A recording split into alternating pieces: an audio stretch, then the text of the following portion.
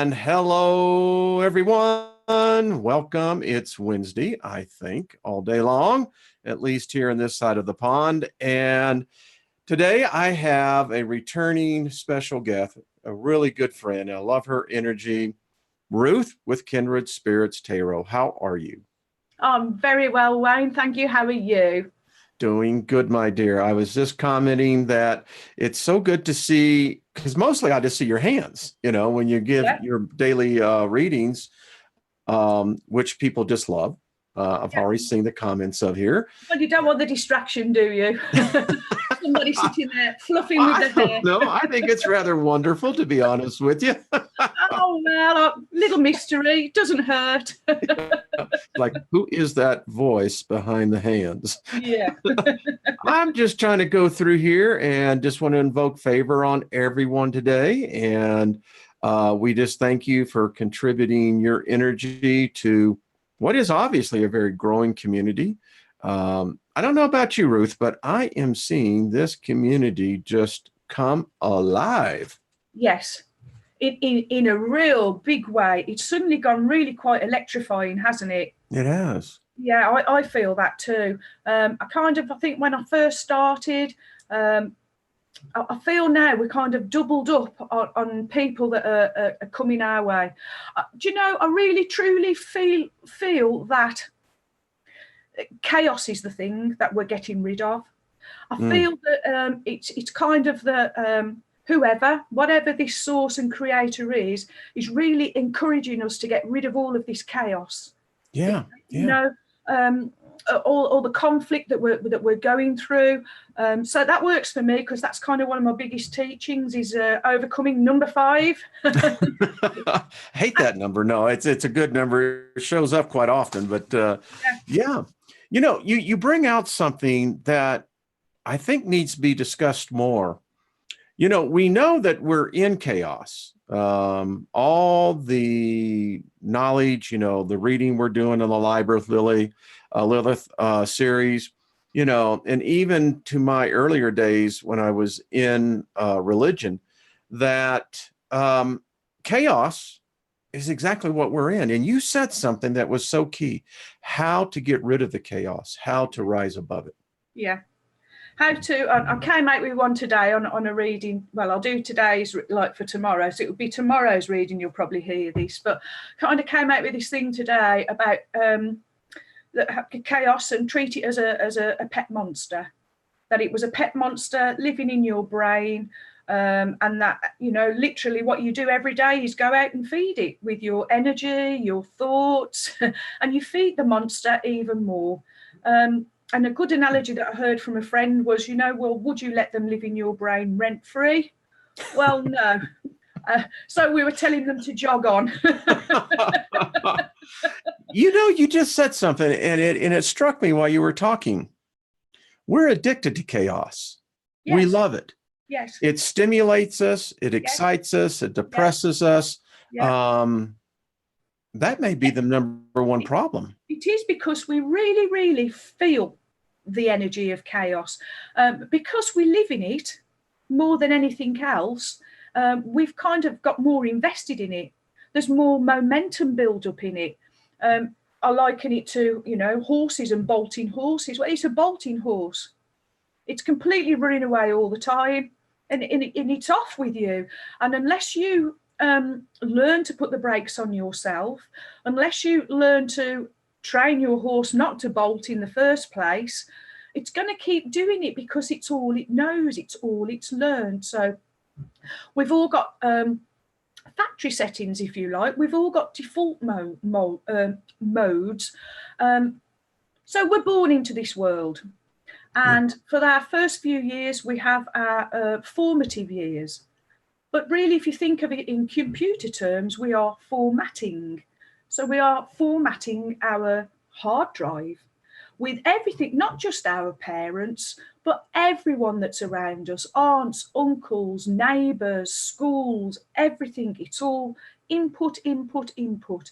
And so it basically depends on all of your input. Not all of us have a good, solid number 4 foundation basis to come from.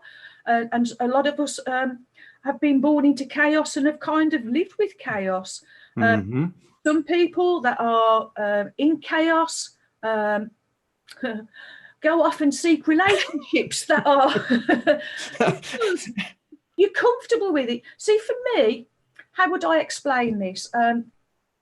Having been in a domestic violent relationship, and hearing so many people would say about people in these relationships, oh, why doesn't she just leave? Well, first of all, who's ever got the funds, especially when you're females, to just suddenly up and go and start again? But secondly, the biggest thing for me was I'd got so many coping mechanisms for when the SHT hit the fan, Mm-hmm. that I could deal with all of the things that were going wrong, because I've got a strategy for this, a mechanism for that. But, you know, when all of that had gone, and maybe he'd gone, but then when do you know when he's coming? So when he was there and living there, I'd got all strategies all set up for when he came in and was doing whatever he was doing. But once he'd gone, whoa, that was even scarier. Because, yeah, does it make sense, Wayne? Because I hadn't a strategy. I hadn't a coping mechanism.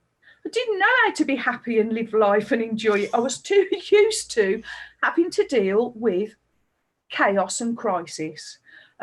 So, you know, when I do talk about things, I do talk, it is from wisdom, not always just from knowledge base. A lot of it is coming from my wisdom, my personal experience, and how things work for me and what helped me sometimes can just be a little help for someone else.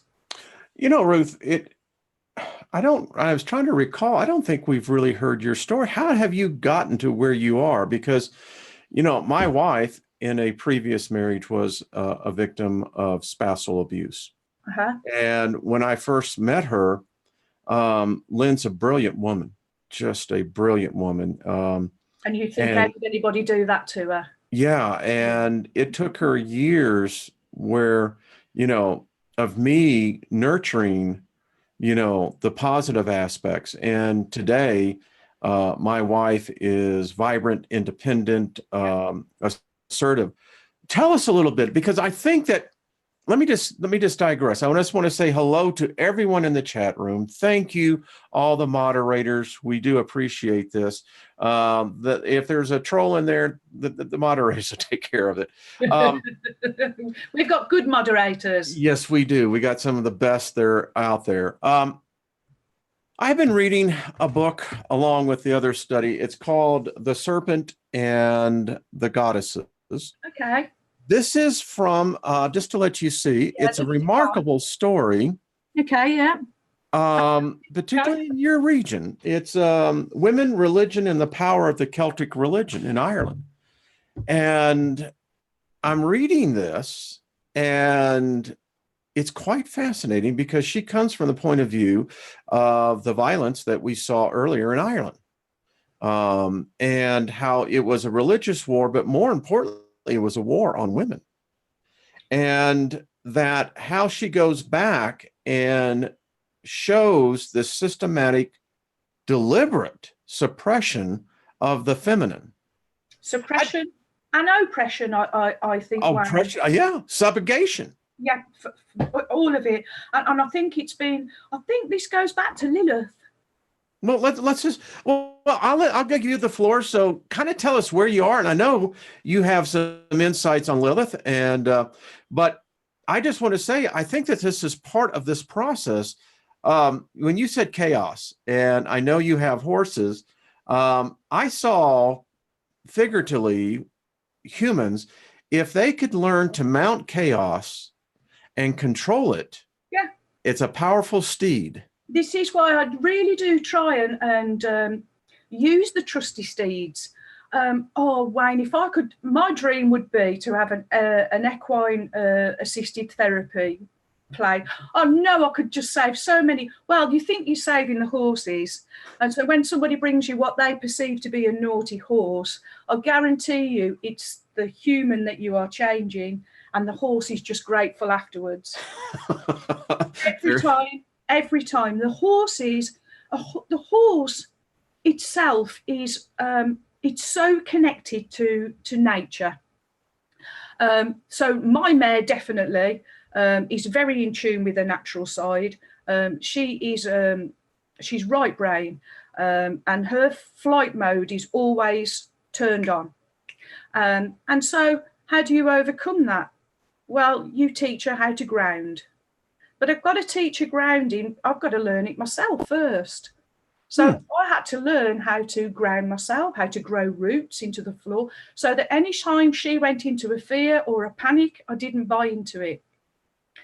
And I know, and then every time that anything went wrong, eventually she'll look at you and go, oh, you're not panicking. So that's where kind of my leadership skills have really come from, is in working with horses, learning to be grounded myself so that I am a good teacher for the horse. Basically, that's kind of where it's all come from. Prior to that, I was a bolter.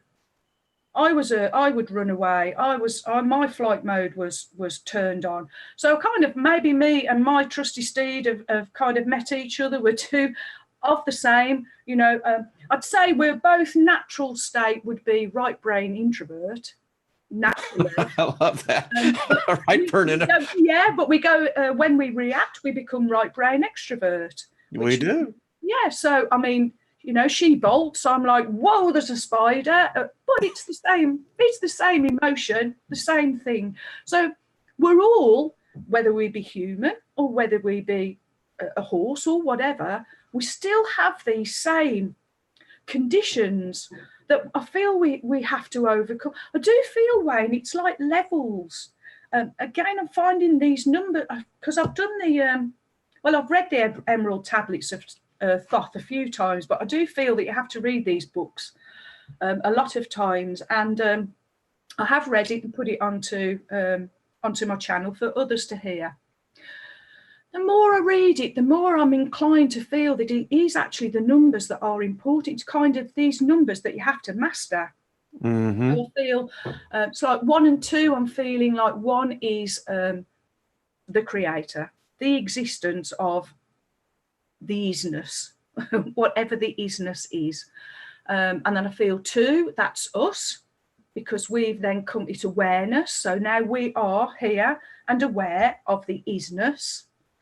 I feel 3 is where we learn to create, from learning to be our authentic, truthful selves, where mind, body, spirit is coming together.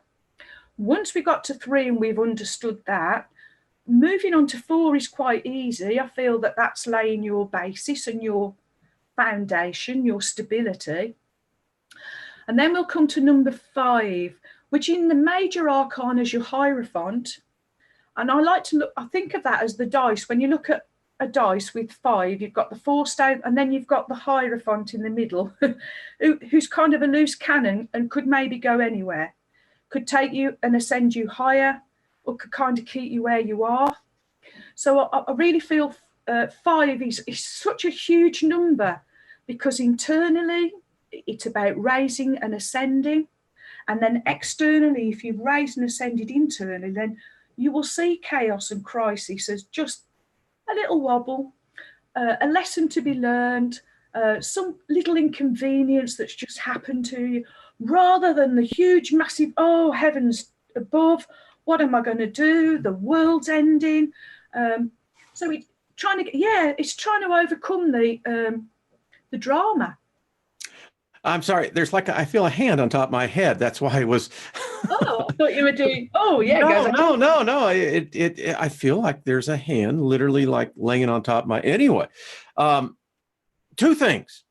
3, you said to learn the authentic self. Mm-hmm. I think that is such a struggle for people. Yes. I mean, I have many conversations with myself, and because where else are you going to have these conversations with?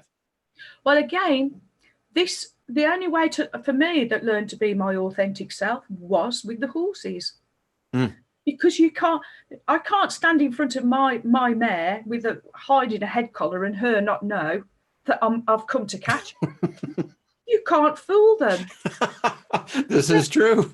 You've got to have a different, the amount of people you see, you go, they've just come, the blacksmiths or the farrier's just turned up and they're late, and off they go charging into the field with a head collar, and they can't understand why the horse is running off. It's like, you don't understand. Yeah. All right. So Esquin, I mean, I in my past, I have, there's a very wealthy family here that had a beer company called the Bushes, Anheuser-Busch. And one of their granddaughters was really into equestrian competition. Yeah. And we would go out there and do these events later that were posted on ESPN. But here's the thing. Ever since I was a child, and I come from an abused childhood, the horses were the ones that provided for me as this younger, very young, confused child. It was really the horses that led me out. And how did you come to with your relationship with horses? I'm curious on that. Okay. Well, I started with horses when I was, going back to that, my dad was what we call a point-to-point jockey. So back in his young days, and Dad's no longer with us, but he raced the local horses for the local farmer, if you like, and did point-to-point. And the story of my dad is there was a black stallion called Prince Azakar, who no one would ride because he would throw everyone. My dad kind of said, I'll show you how to do it. And he ran him over a ploughed field, because then the horse had to think more about his own feet than getting rid of the rider. My dad was very, very astute. Yes. And so once I kind of started growing up and realised that my dad loved horses, and that was it, we were never lucky enough or fortunate enough in a position for Dad to live a dream and be able to buy me one. Although, I do know that it was talked about. So that was, good enough for me. So I was lucky enough to make friends with girls at school who let me go and ride their ponies. And so from about the age of 11, very interested in horses, kind of got out of horses when I had a bad marriage, became a mom. Then that episode of my life was over, and then I met Mr. Kindred Spirit, who I have known. I have known him all my life. We kind of all went to school at St. Although he's a little bit older than me, so I've always known him. He realised my dream and said, I love horses. He rides, and so we've enjoyed Ruby together. To be fair, and the journey that I'm on, he's also said, I don't quite understand everything that you're going through and what's occurring for you, but I do see my woman finding herself. And I just thought, wow, so you go from someone who treats you the way you've treated to someone who is, really takes care of you, loves you. Yeah, loves me. Well, especially when I broke my back, You broke your back? Yeah, broke my back. I couldn't toilet myself or anything, so I really relied on him then, So that's true love. Exactly. We have a very nice house, but we have separate bathrooms and what have you. And I love my wife enough. I clean her bathroom. Yeah. What a great man. For each other. Pardon? You do things for each other. Oh, yes. And I'll tell you, when you see another individual who so cares for another person, that even in those most, private moments So you broke, was that in a accident, or how did that? I came off the trusty steed. So it was from a horse. Yeah, it was off Ruby. When I first had her, and she was doing all the right brain extrovert stuff.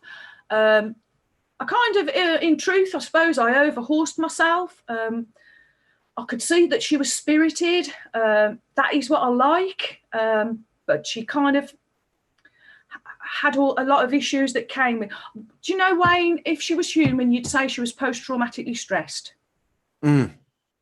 Also, how many hands does she stand, by the way? She's 15 too, so she's not big. Yeah, okay. About 15 and a half. Okay. Yeah, all right. Yeah, she's what you call a small horse. Okay. So she looks like the kind of thing that John Wayne always used to ride. Well, I was named after him, so. Oh, really? Oh, Yes. wow. Yeah, we have the John Wayne syndrome in our house. The Duke. Oh, yes. So your horse, Ruby, throws you and breaks your back. Yeah, well, we were at speed. She kind of went one way and I went the other. Just one of those moments. Was at speed. We'd had 3 weeks of a heat wave, so the ground was rock hard. Usually when you come off, you'll see a lot of people come off. They kind of come off and fall on their side. Mm-hmm. I sort of came out the saddle like that and then down. Whoa. So, yeah, landed on my bottom and then concertinaed my whole spine. Oh, yes. So Yes. I crushed L1, which is the big one between your shoulder blades. For the ladies out there, that's where your bra strap comes. So and for you guys, it's where. Yeah, I spend a lot of my time liberated now in the house. Next time I do that with my wife, I'm telling her I'm just liberating her. That's all. Just liberating you, Lynn. Help you there, honey. We said enough. Moving on. Okay, so that had to be quite a shock. I mean, absolutely. Did it knock the breath out of you? Blew my mind. So I've landed on the floor. I tried to get up. 3 times I managed to push myself up onto my hands and knees, but I couldn't push myself up off my knees to get upright. And I truly thought I'd just kind of whiplashed myself at the front, that I'd perhaps pulled my stomach muscles or something. And luckily the other half, because bless him, while I go and ride and play, he'll clean the stable, do the chores, muck the paddock, that sort of thing. And I couldn't see him, and I'd got my phone, so I rang him. And I could see him wandering around, and I was in this long grass. Can't get in. Oh, my goodness. So he walked up to me and took one look at me and went, oh, crap, and rang an ambulance. And because of where I was, we couldn't get the ambulance to me, so I had to be airlifted. Wow. Yeah. So, gosh, yeah, I had a real experience. So how long were you in the brace? I mean, maybe months. No, well, months at home. So I've gone to a hospital, the wonderful Staffordshire Hospital. At the time was in crisis. It was all over our news. So truth be told, I was only in there for 4 days. They made me walk up a flight of stairs before I came home. I know, Wayne, it's ridiculous. And then they sent me home. And then they kept telling me after 12 weeks I should be up and around and normal, and that I'm making too much of a fuss. So, yeah. I can't do anything about it because, I mean, I really did try, to go kind of along the route of, I think there's been a bit of an injustice done to me. But because I haven't ended up in a wheelchair, seriously ill, then there's been no recompense, if you like. So, I love the rationalization, but yeah, that is crazy. It was crazy, and it was a mad time, and to kind of the system that we live in, Wayne, it's wonderful while you're working for it, while you're contributing to it, and as soon as for some reason that you can't, doesn't it spit you out? Yeah. I know that mindset. Oh, yeah. So I am just assuming that while you were recuperating, healing, you must have had a lot of time to think. So much time. Well, you walk around in your own head because you've got nothing else to do, and you can't literally, you can't get anywhere. Everybody's kind of making me flask and sandwiches up, so while they're going to school and off to work for the day. The other friend would pop round and check on me, helping me, shower and toilet, because, to start off with, that was a real issue. Yeah. But yeah, this is kind of where I would say, to be fair, my awakening was probably just prior to my breaking the back. And that was an awareness that came from, we have three famous soap operas in the UK. One set in Manchester, one set in the Yorkshire Dales, and one set in the East End. I used to watch them many, many years ago, kind of when they first started, but like everything, they lose their shine. And of course, by this time, I'm playing trusty steeds and doing other things. But when I broke my back, it was kind of, what do you watch on the television? And I noticed just prior to my breaking my back, I kept thinking, the storyline's the same. Whichever one you're watching, it's the same story. And then when I broke my back, it was kind of confirmed for me that everything I watched, different people, different faces, different places, same storyline. So there's something being maybe pushed at us, or, so this was kind of where I started.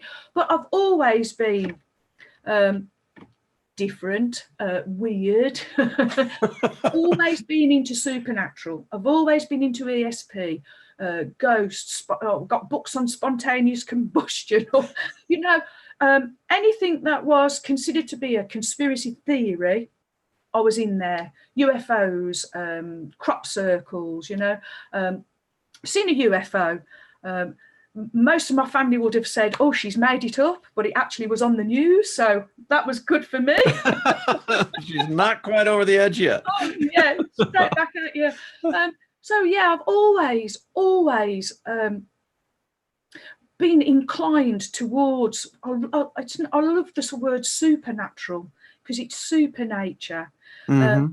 And I've realised really, Wayne, I think it's always there. You just have to be in a super state to notice it.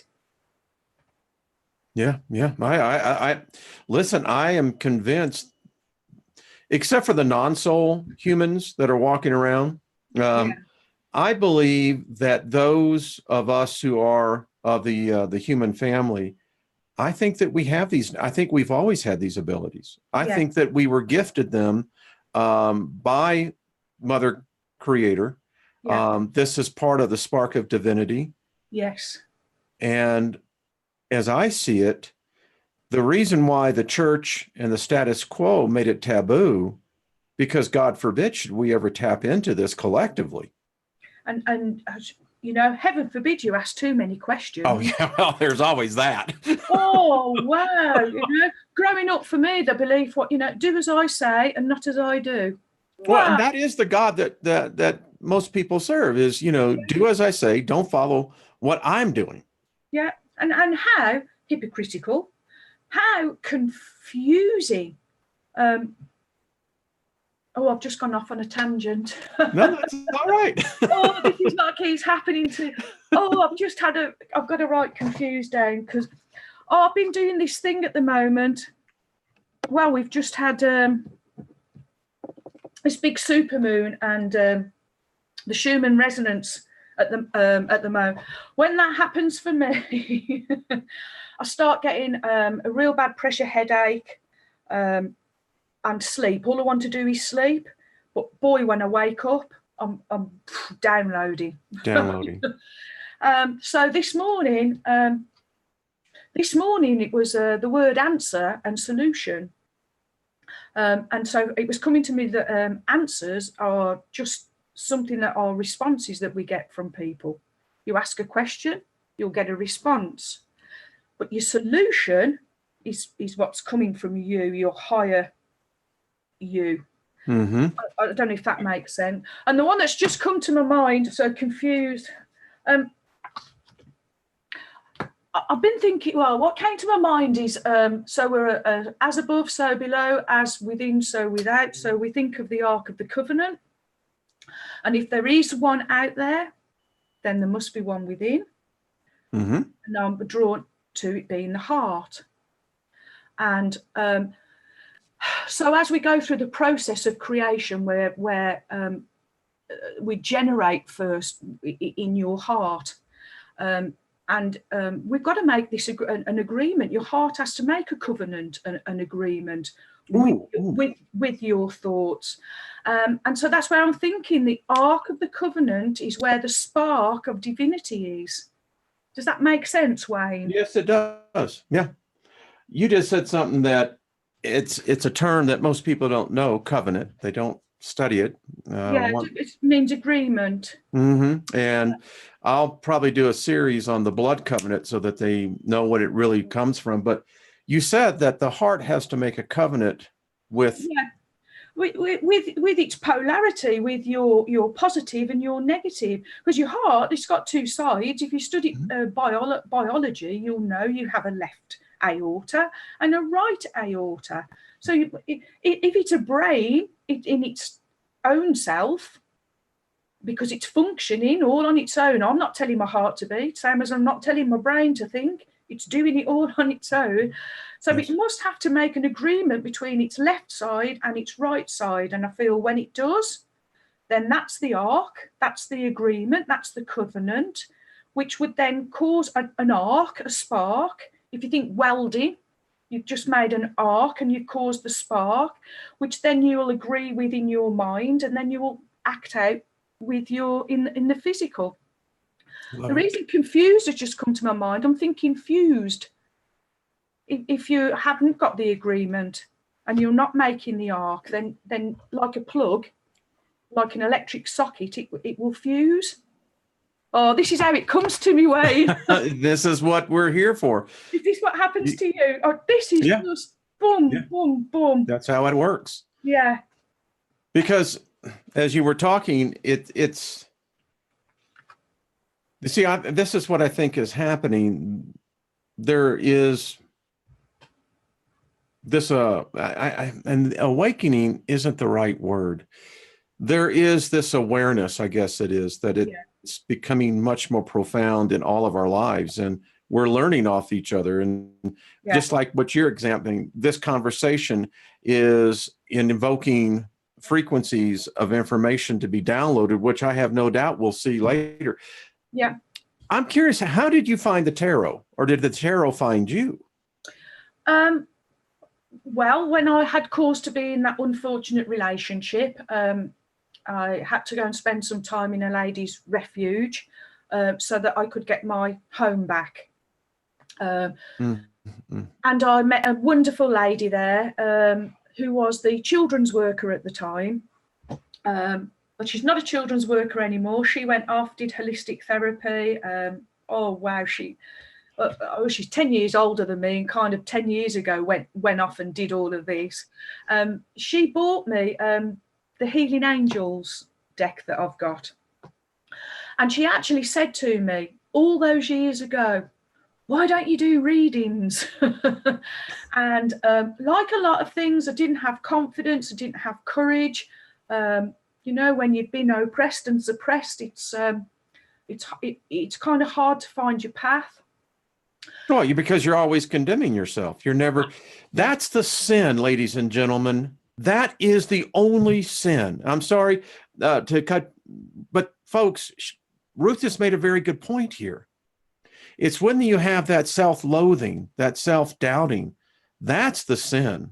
So anyway, Ruth, my heart, you know, I haven't lived the abuse as a woman, but as a child, abuse is abuse. Whichever way it comes. Yeah. And, you know, the physical abuse would be over quite quickly, but the mental abuse was constant. And so, you know, I can't pick between one and the other, because either one isn't good, and either one isn't the right thing to be doing to a fellow human. But, you know, you meet these narcissists, you meet these sociopaths, you meet these psychopaths, but I've learned my lessons from them. I feel now, well, I've kind of got a narc radar. You know, if I'm in the same room with anybody or anything, I know the signs now of why I feel so uncomfortable, why I cringe, why my skin crawls, why my stomach churns. And I didn't know how to listen to all of that before, because I really just thought it was like, as I'd always been told, just Ruthie being oversensitive, or shut up and go and sit in the corner. Instead of, oh, is that happening to you? Well, there must be a reason why that, Yes. not explored. But you can't blame anyone. This is the system that we're born into, and this is the life that is kind of we're led to go into. Along with state schools, all of that, it doesn't change, does it? And the process goes on from childhood to adulthood, until there's some point where you do become aware. And it's almost as if we are expressions of the Creator, as we are led to be, that we're all expressions of each other, then it's almost as if he's expressed himself in us, and he's gone off, or she, whichever, has gone off and had lots of different experiences in each and every one of us to learn and grow. But then at some point, it kind of comes back to itself. And I feel that is the awareness and the waking up. It's kind of, I've done the fool's journey. I've been through that process. I've been through that process of the tarot. And now I have the awareness.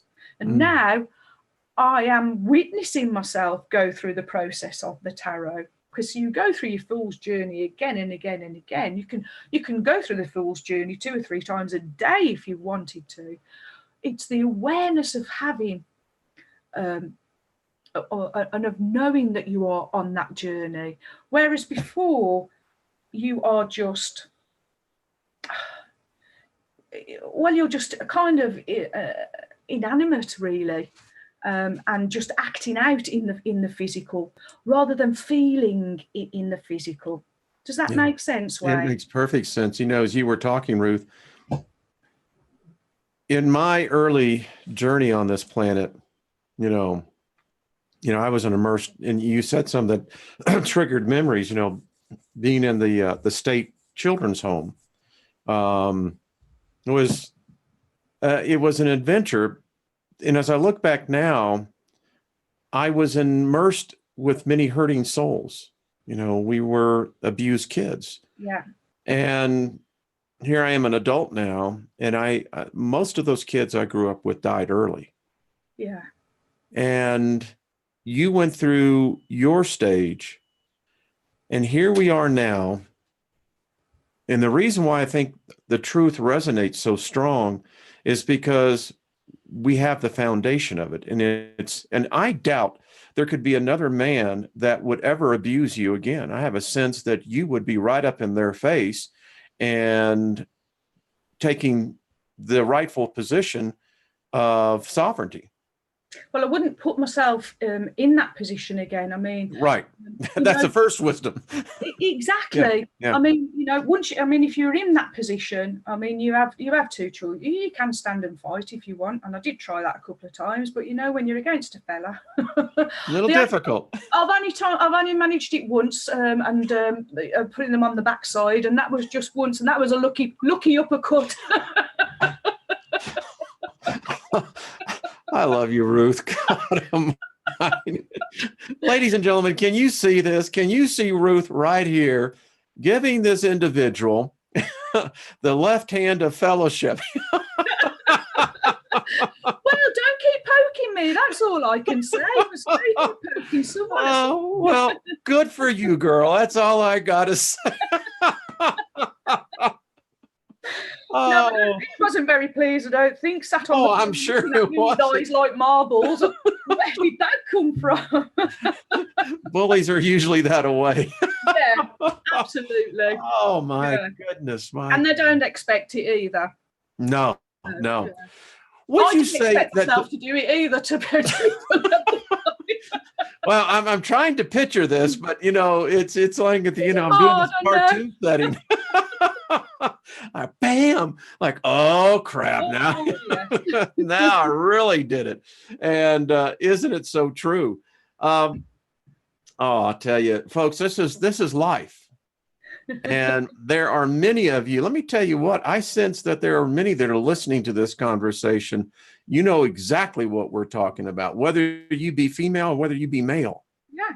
Yeah. You know, one of the things I have found about abusers, they're pretty much non-discriminatory. Yeah.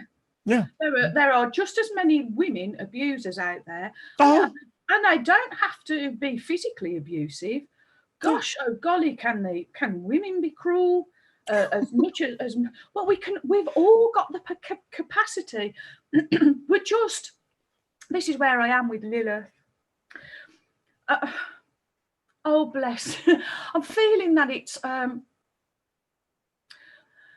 the power structure that we live in is very masculine. Yes. In fact, very toxic. It's all masculine. Yeah. And so what was the word you kept coming up with on part 3? Pattern.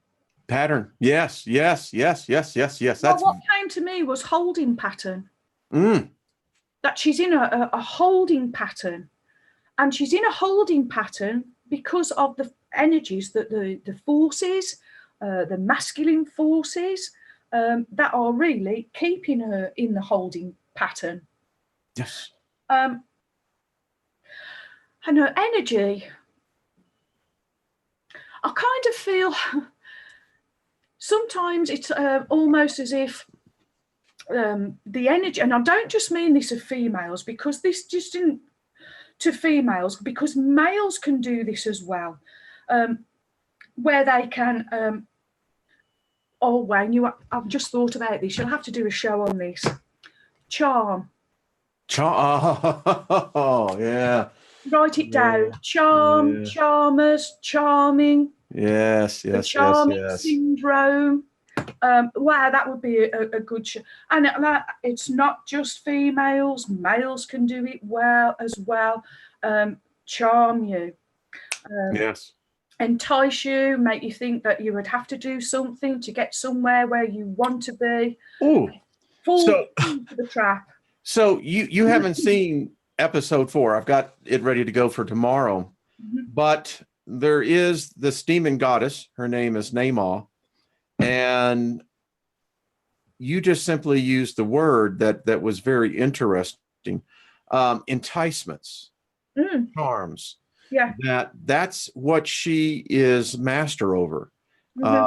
So a lot of foundation, Ruth, and you didn't even know, we didn't even talk. So you're spot on, my dear. Spot on. Yeah. It's worth doing a show, I think, on charms, charming people, those people that come with that big smile on the face. When they all, I turn around and run the other way now. I just know what's behind all of that smile. most preachers I meet, I'm running with my hand on my billfold, So hear me on this, Ruth. I've been thinking about this, about Lilith. I've had a lot of people write me and say, yes, is she, disturbing your peace? Is your house, etc.? And I keep telling people, you don't understand. There's perfect peace in here. Yes. I don't know what perfect peace is, but there's a gentleness, there is a calmness that's prevalent through our home. And I have a sense we are doing something for Lilith. The energy that we begin to divert to her, I think she's becoming stronger, just like Mars is. Well, I was with you last night with Mars, with my tissue and the tears. I cried, I had some calls but I couldn't. I was so emotionally overwhelmed. Yeah, it was. Wow, it really exhausted me. And I'm sure Patrick probably feels the same way. Yes. I take my hat off to Patrick with the pendulum. As you know, we've had our own conversation where I've tried the pendulum myself. Other things have happened there. If you don't mind, I will just sure. Downloaded Patrick's chart at Christmas, bought myself a pendulum. Off I went practicing, and after a couple of weeks kind of got to where Patrick used to be, because he's above that now, but where Patrick was, where he was 2 words above, in front of himself, I kind of got to that level. Yeah. I'm a bit more, whereas Patrick is, am I connected to Source? I wanted to know, does Source have a name like you? What do we call you? Anyway, as I've shown you, so you've seen yourself how the pendulum goes. It came back Archangel Michael. Archangel Michael, yeah. I think that, I'm becoming more convinced that the name that Lilith knows him by is Armozel. Armozel. Because in Lilith's story, he works for the perfect spirit. I asked him, because as you know, I mean, we started, I came as a guest, and then we did, we spoke, didn't we, to the planets, and then I came on with you and Patrick. And that was my thought, that we would really kind of, on the other hand, I'm glad I haven't, because when I watch you two, I feel it's kind of a boys' club. Well, we let women in all the time. I know you do, but I do kind of feel that there's a powerful thing going on. And when I asked Archangel Michael, shall I speak to the planets? And it was a very definite no. And I said to him, well, what is the purpose of you connecting with me? And he said, you are to write a book with my assistance. So that is what I've been doing.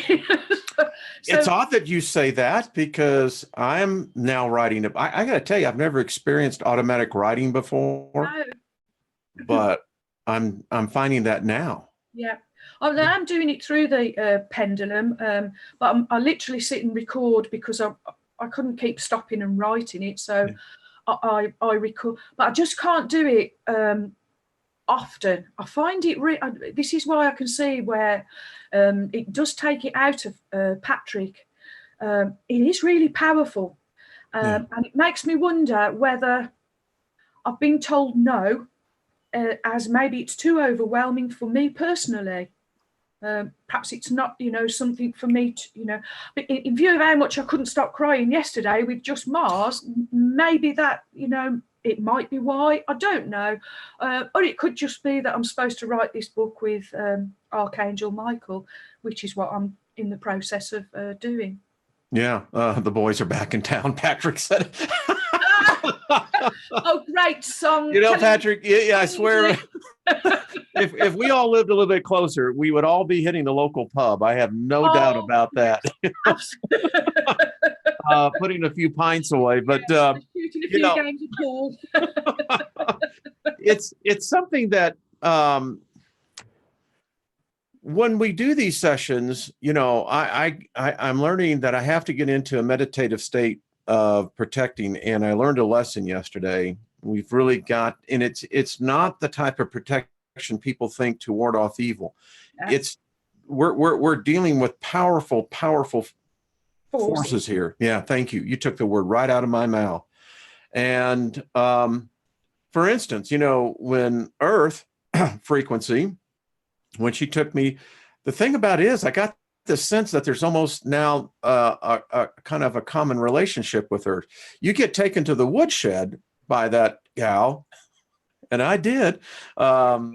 You find out that they're not only brilliant, above the intelligence and wisdom that we can perceive, but there are rather, they do have personalities. Yes. Yeah. Individual. Yeah.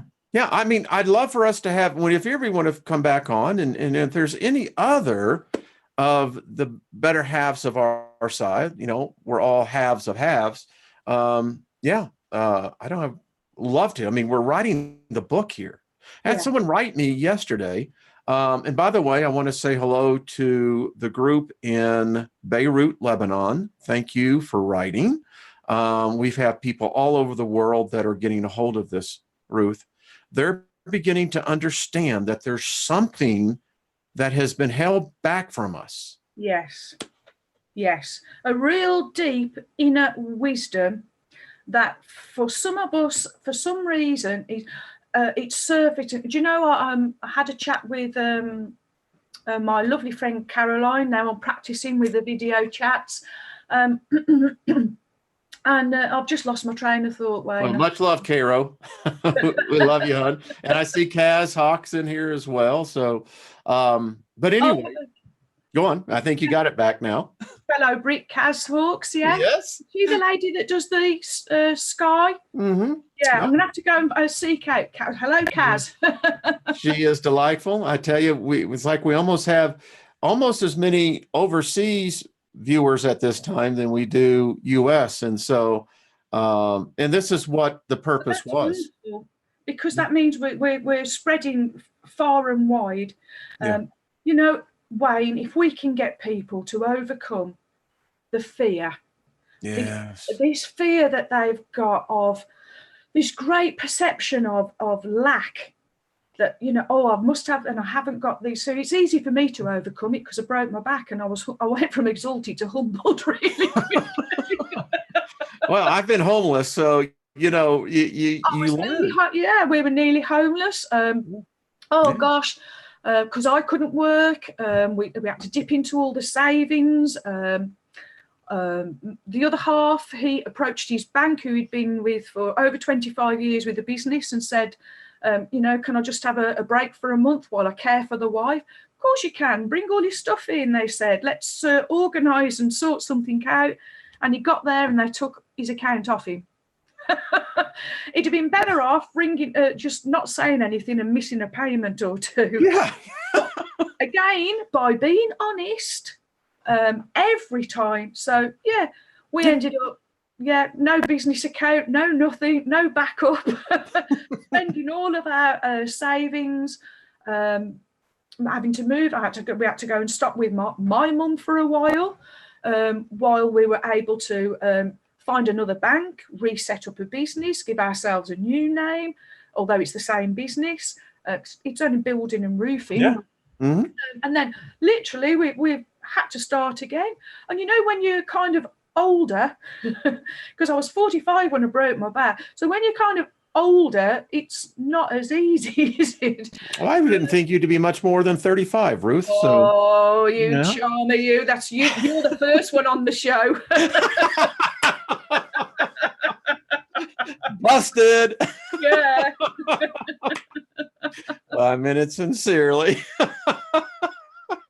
And, you know, I just, you know, I don't talk a lot about my private business life, but, you know, we were cheated out of millions in a business deal. And so where I'm at in my life now, I've learned a key secret. I don't need all that. No. And sometimes I weep, but I'm grateful. But I wasted so many decades on vainless pursuits. Yeah, materialism. And I had this gift residing in me. I knew that I had this gift from very young. And whoever our oppressors are, this is why I'm so focused to make the last years count more than the previous ones, Ruth. Yeah. And I'm with you there on that one for sure.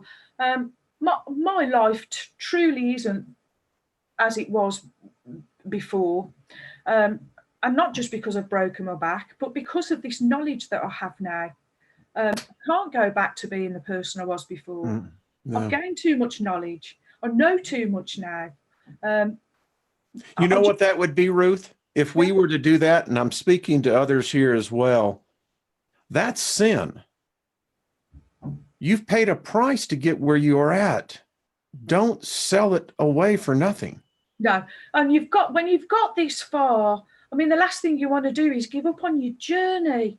Yeah. And a lot of people I see that they do, because they're kind of, I still can't see that result, or still, you know, because everything's about doubt. And everything really, the doubt comes from the fact, again, back to this power structure, the narcissism, the psychopaths that we are ruled by, the gaslighting. And so that's what they've done to us. And that's why we live in doubt and we live in fear, because they literally gaslight us all the time. You know where my weakness is at? And I have to fight it every time, is that I was so involved in the politics here in the United States. and it still has that tendril. And I can feel the energy and how it affects my body physiologically. Because you feel you could change something or you could do something, but really deep down, and I think you can't. It's all pre-planned. No. It's all. There's no way we kind of. It's all this with Brexit for us at the moment. I mean, it's daily. There's one thing or another, but I don't bother listening to it because I know at the end of the day they've already got their own plan sorted out. No matter what we say or do, they're going to do what they're going to do anyway. Oh, they are, and it's like we're chasing ourselves. I know we're getting this whole hour has just gone by so quick. So already, I haven't pulled a card. Oh, quick! It's like, well, would you like to pull some cards while we have some time here? Somebody has a question. I don't. Does anyone have a question? We hadn't planned on this, but listen. I don't mind if somebody has a quick question on. Is Wayne crazy? No, I'm not crazy.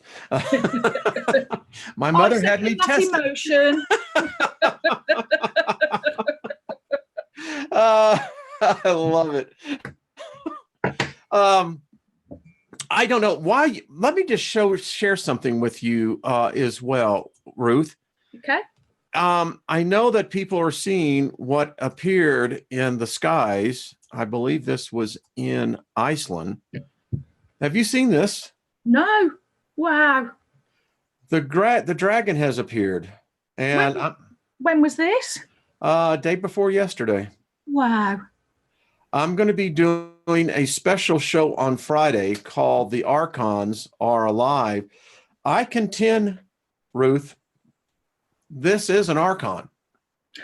You see, the thing is, did you read the document I sent you? Yes, I did. Did you see the bit where she was on about the, I don't know if you checked out on the lady and how, I mean, she's not with us anymore, but she's written a lot of books. Mm-hmm. How she was talking about the ley lines. So you've got the Michael line, the Mary line, and a lot of, well, there's a whole grid. But the main lines, your two forces, follow the sun, follow the moon, and then follow all the other planets. So if there is lines in the earth that are magnetic and forceful coming from the planet, then what we are dealing with are forces, completely and utterly forces. And I think that they are, so like your masculine force is powerful. It is. I think Lilith told me, she said, this is what's suppressing her. Well, if you go for the ley lines, in ley lines, the power, the masculine lines, they find all the mountains, they find the high points like Glastonbury Tor.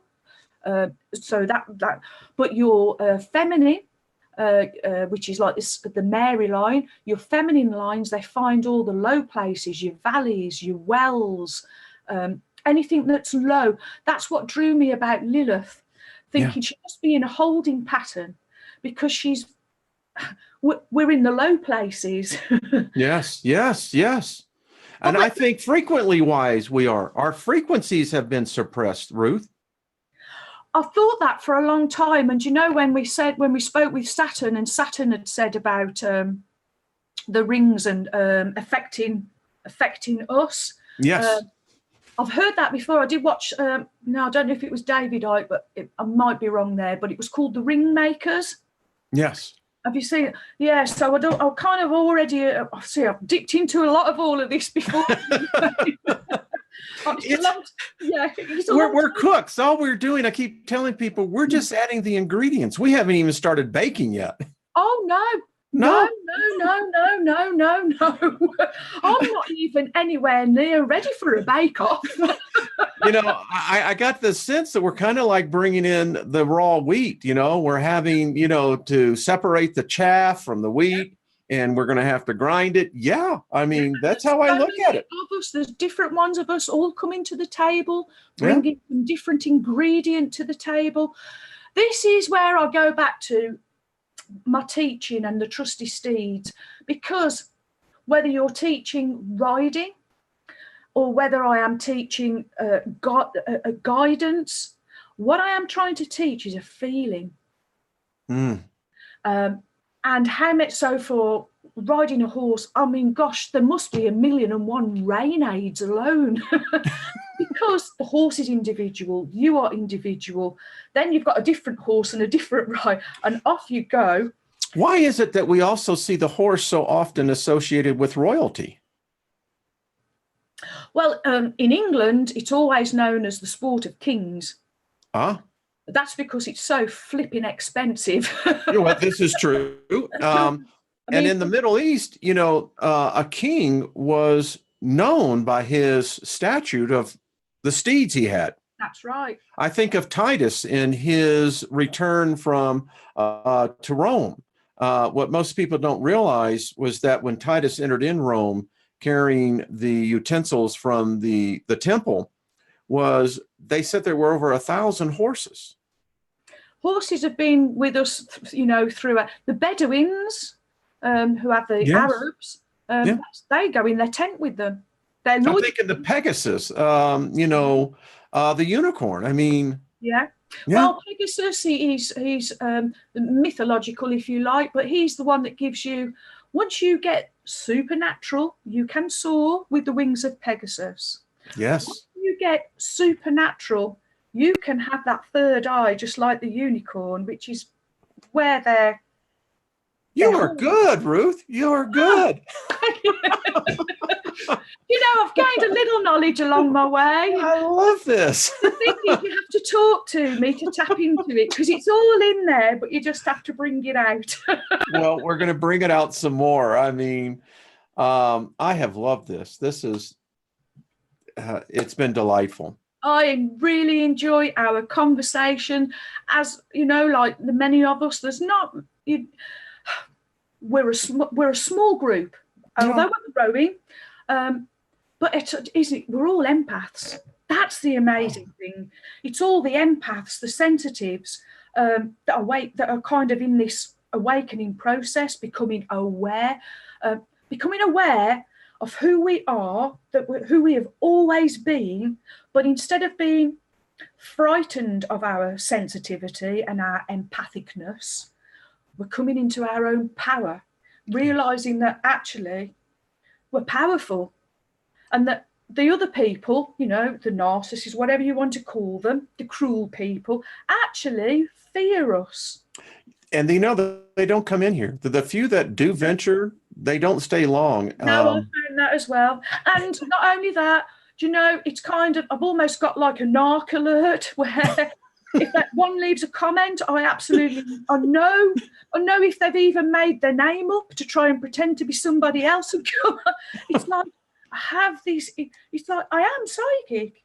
Yeah. I haven't come on the channel pretending to be somebody I'm not. I know what you're doing. Don't fool me. Well, they don't fool many. I'll tell you, and I mean this sincerely, folks. This is a unique group. Yeah. I've had people on here before who've written back and say, I don't know what you've done over there, but this was very unusual. The people there in the chat room are just, they're not the normal groups. Yeah. I think we're, as I talk to people about number 4, and I talk about when we have this basis that we're coming from, I call it their understanding, because they are standing on their knowledge. So it's their understanding that they're coming from. I want to say to everybody, when you get that understanding, keep going till you get outstanding. That's where I want people to be. I want you to overcome all of that fear. Lack is a perception. Honestly, you perceive yourself not to have enough. But I bet if you went and opened your cupboards, your wardrobe, there'd be clothes in there, shoes, pots, crocks, whatever that you haven't used for years. Probably won't ever use. So lack, it's a great perception. Ooh. You got to come back on. I'll come back on, no problem at all. I really, really enjoy the chat. I enjoy, the philosophy. I enjoy. One thing I thought of, mind you, I did get a shake of the head on the Sunday show, but there we go. When we were talking about mud. Oh, yes. And it was me. I put clay. I must learn. I must learn to put my punctuation. I put a question mark after, so they know I'm making a question and not a statement. But I was thinking about, the parallel. There's so many parallels. So you've got with the Lilith story, mud. You've got with your Bible, clay. As a gardener and learning about soils, you have to learn about your pH balance to be able to grow the very best that you can grow from your soil. But we are pH too. Yes, we are. And so now I'm going to Patrick from the talk from yesterday, and I've read the document from Lee. Thank you so much for including me. Lee, you are outstanding. my dear, much love to you, hon. Yes. Because if you're transcribing Patrick and I, you are a freaking god. That's all I can and you can understand it as well. So. He does a great job. I'm going, I said that? But it came back, didn't it, that our DNA had been kind of fumbled with. That's why we have Chinese, Indian. But if it's DNA and it's pH balance, and that's, some of us are from mud, some of us are from clay. As we get into,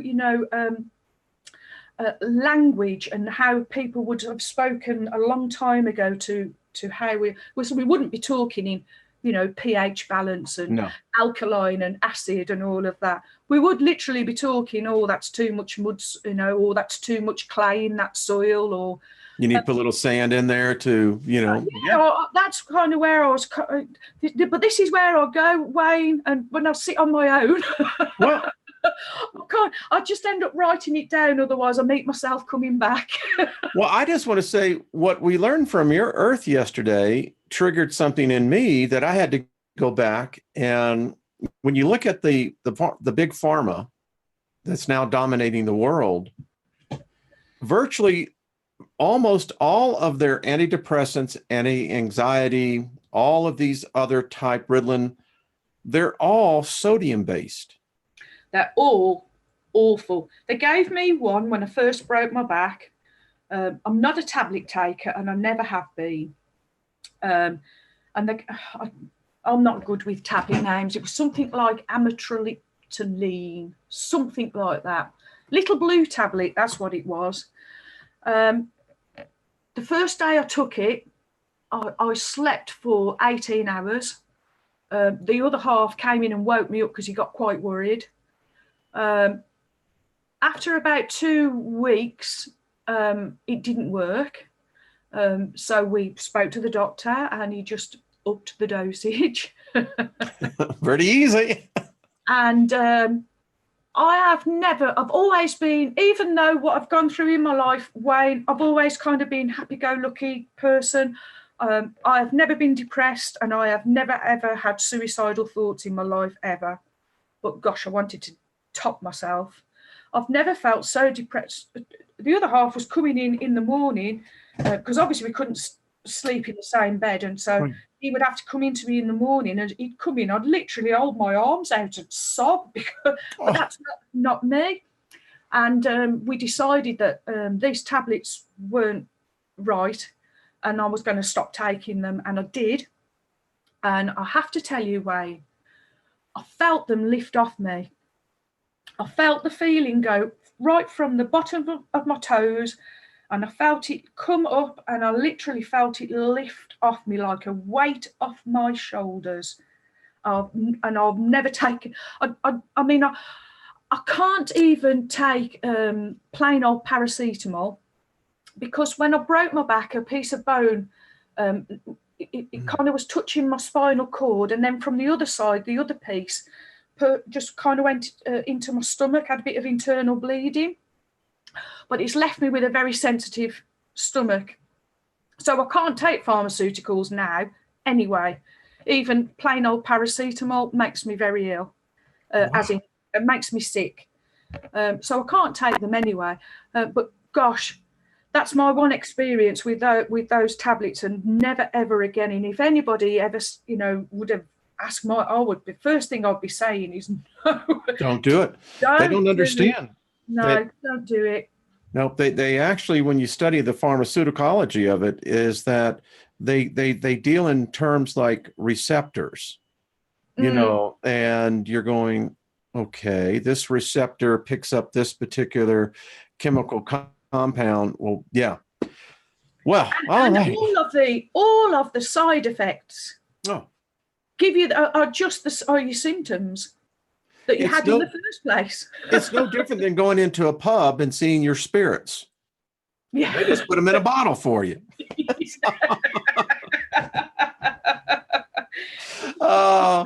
Ruth, thank you, my dear. Would you like to say something to the audience before we cut out here?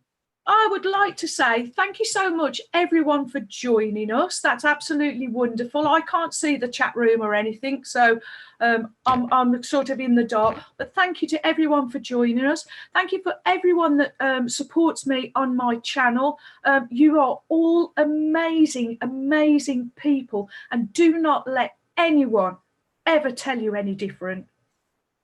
Oh, I just have to give you a big hug, honey. We're several thousand miles across, but Ruth, I love your energy. Yet so far.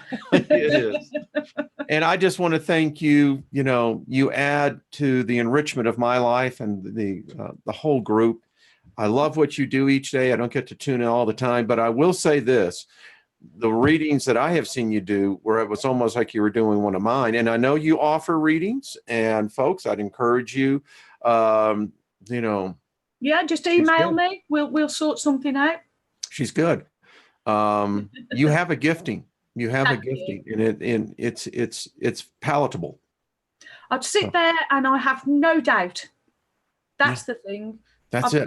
Doubt's gone, and I have no doubt that I have a connection. And if somebody has a question, I am truly going to have an answer and be able to help you. And she will. She will. Not just tell you, she will. Yeah. We're going to have you back on, my love. We'll have you back on. You just let me know, Wayne. Oh, look, have laptop now. We'll track laptop. Okay. Thank you to my wonderful friend, Debbie.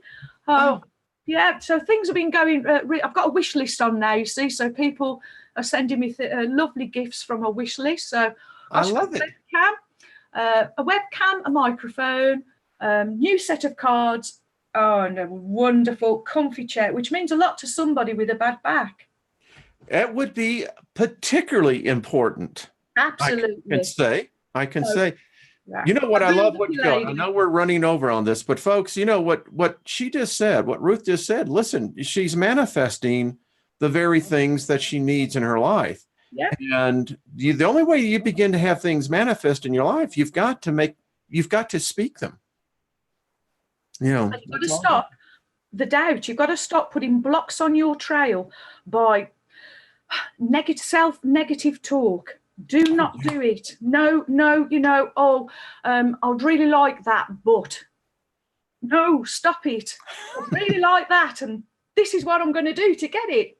That's the difference. Yeah, it's self-talk. It's changing that self-talk, but it's a learning curve. I've had to go through it myself, and I'm still a work in progress. Yeah, I'm not. No, none of us are perfect. So, but I've just got a few more tools in my toolbox that I feel I can pass on and help other people with. So that would be wonderful. I see us as a group like geese flying.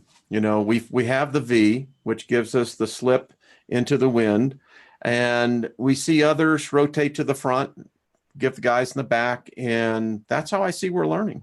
Yeah. I think it's wonderful. And I just absolutely would not be anywhere else. I'm having the best time of my entire life ever. But I wouldn't be having it if I hadn't got the connections that I've got. If I was sitting here all on my own, I wouldn't be as happy and as connected as I am, having made all the connections with wonderful kindred spirits that are all out there. Yeah, they are. All of you are beautiful, and Absolutely. we appreciate all of you. And well, Ruth, I got to go, and I so much appreciate you. I tell you, I wish there are so many people I have gotten to know here, and it just It's yeah, heartwarming, isn't it? yeah, You know, it we is. need a big, I don't know what we like, a big Steiger armor where we can. I don't know about that. All I know is that Oh, they'll descend on you. I'm humbled here. There's tears that I think about so many people here, and Yeah. just Yeah. tremendous souls. The love, it really can overwhelm you. It's wonderful. It's touching. It's amazing. And when you've come from a place where you've had totally the opposite, not just no love, but pain, well, you appreciate it all the more, don't you? Let's put it Yes, that we do. way. Yeah. Ruth, thank you, my dear. Let's laugh again. I'm gonna have to go out and walk off on this one. This one is so good. I should take the dog a walk, I think. Ruth, much love, my dear. Much love, and to everyone. And I've really enjoyed myself. Again, thank you so much, my friend. You're a wonderful host. Well, you'll be back on. And folks, for sure. Subscribe to her channel. We've got the best people here. And if we support each other, we all are going to be raised up together at the same time. And we're only as strong as the last person joining. Oh, how about that? I like that. No weak links. No weak links. I just said the last person joining. Miss Ruth, love to the family. Love to Mr. Kindred Spirits. Tell him from another male energy, he has my deepest respect and admiration. I will tell him. It's yeah. what a fine example of the spirit of love. And that's something to be cherished. Absolutely. Okay, my dear. I will see you later, Don. All right. Bye-bye, everyone. Be Bye. good.